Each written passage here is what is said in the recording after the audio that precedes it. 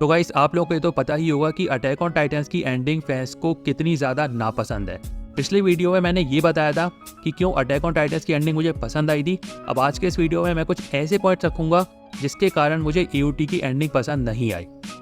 सबसे पहला तो है एरिन का रम्बलिंग करके 80% ह्यूमैनिटी को ख़त्म करना।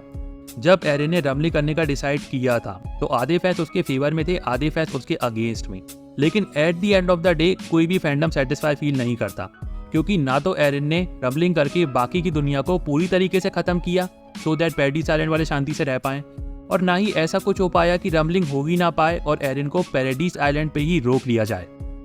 अब मैं ऐसा नहीं कह रहा हूँ कि इन दोनों में से अगर कोई भी आउटकम निकलता तो ये अटैक ऑन टाइटन्स की एकदम परफेक्ट एंडिंग होती, बिल्कुल भी नहीं। लेकिन कम से कम एक कंक्लूसिव एंडिंग मिलती, ऐसा फील आता कि स्टोरी कंक्लूड हुई है, कुछ अचीव हुआ है। लेकिन 20% ह्यूमैनिटी बचने के कारण ये कॉन्फ्लिक्ट खत्म नहीं होता, हर एक चीज नॉनसेंस लगने लगती है। यानी एरिन का रम्बलिंग करने का डिसीजन वेस्ट, 80% लोग जो विक्टिम बने जिनकी कोई गलती नहीं थी वो वेस्ट, और इतने सारे स्काउट मेंबर ने जो सेक्रीफाइस किया वो वेस्ट। अब बहुत सारे अटैक ऑन टाइटन फैंस ऐसा बोलते हैं कि भाई ये तो रियलिटी है, वॉर एंड कॉन्फ्लिक्ट जब तक चलेगा जब तक इस दुनिया में इंसान रहेंगे। तो मेरा सिर्फ एक ही सवाल है, क्या तुम स्टोरी सिर्फ रियलिटी देखने के लिए देखते हो? अगर ऐसा ही है तो फिर न्यूज़ चैनल खोल के देख लो अभी जो वॉर चल रही है, या फिर पहले जो वॉर हो चुकी है उनकी डॉक्यूमेंट्री देख लो। भाई स्टोरी अपन सिर्फ रियलिटी के लिए नहीं देखते, एक बैलेंस होना चाहिए कि कितनी रियलिटी दिखाई जाए और कितना आइडियलिज्म दिखाया जाए। अगर हर स्टोरी के अंदर एकदम एक्सट्रीम रियलिटी दिखा दी जाए ना तो लोग स्टोरी देखना बंद कर देंगे। अब देखो, मैं इस बात से टोटली एग्री कर रहा हूँ कि वॉर एंड कॉन्फ्लिक्ट वाली फिलॉसफी काफ़ी ज़्यादा डिप्रेसिंग है और मे भी शायद इसका कोई भी सॉल्यूशन ना हो, लेकिन फिर भी इसको थोड़ा बेटर तरीके से हैंडल किया जा सकता है, जैसा कि नारुतो में हुआ। क्योंकि नारुतो में भी इसी फिलॉसफी को दिखाया, लेकिन एकदम एक्सट्रीम तक नहीं। ऐसा नहीं कि अटैक ऑन टाइटन्स की दुनिया में कोई सॉल्यूशन एग्जिस्ट नहीं करता है, बिकॉज अटैक ऑन टाइटन्स की स्टोरी का कॉन्फ्लिक्ट अराइज होता है क्योंकि एल्डियंस के पास टाइटन बनने की एबिलिटी है, और अगर उनके पास नहीं होती तो फिर उनके अगेंस्ट रेसिज्म भी नहीं होता। अब जब यामिर जा चुकी थी, एल्डियंस के ऊपर से कर्ज अपलिफ्ट हो चुका था, पैराडाइज आइलैंड रीबिल्ड कर रहे थे, तो मुझे ऐसा लग रहा था कि चलो ये एक कंक्लूसिव एंडिंग है। लेकिन इस्यामा को इसमें भी चैन नहीं है। क्रेडिट सीन में उन्होंने ये दिखाया कि पैराडाइज आइलैंड के ऊपर अटैक हो रहा है सो दैट ये प्रूव हो जाए कि एरिन की रम्बलिंग टोटल वेस्ट थी, स्काउट के सैक्रिफाइसेस टोटल वेस्ट थे। क्योंकि अटैक ऑन टाइटन्स की दुनिया में तो किसी भी चीज़ का कोई सेंस है ही नहीं, चाहे कोई इंसान लड़के मरे चाहे बिना लड़े मर जाए, दोनों एक बराबर है। इतनी ज़्यादा डायरेक्शनलेस एंडिंग लगी मेरे को।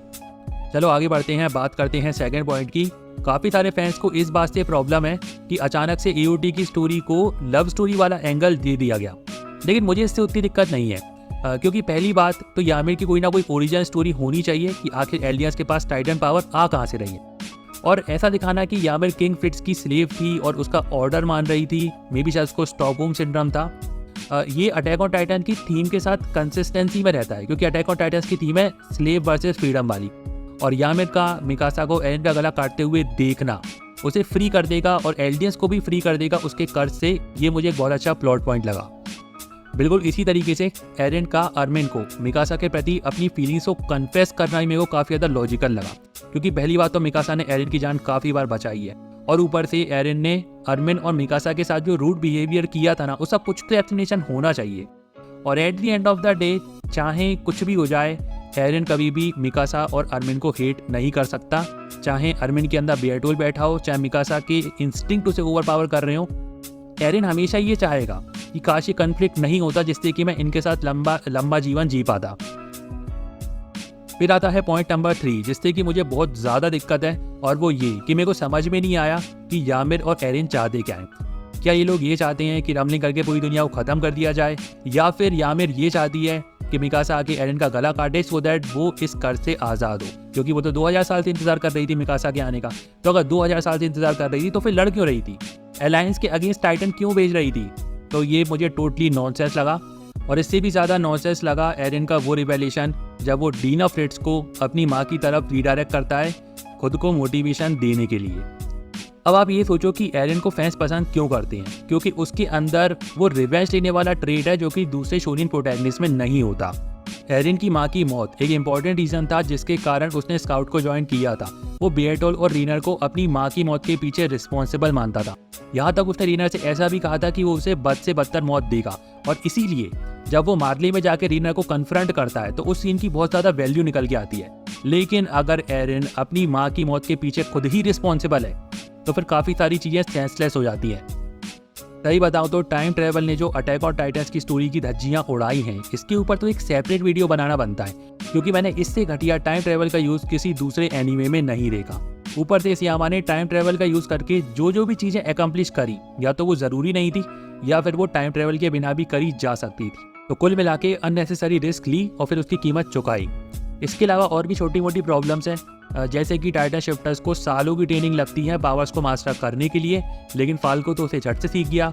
और अगर हिस्टोरिया के बच्चे का प्लॉट में कोई रोल था ही नहीं, तो फिर उसको हाइप करने की ज़रूरत क्या थी, क्योंकि सबको तो ऐसे ही लग रहा था कि एरिन का ही बच्चा होगा, लेकिन वो तो फार्मर का बच्चा निकला।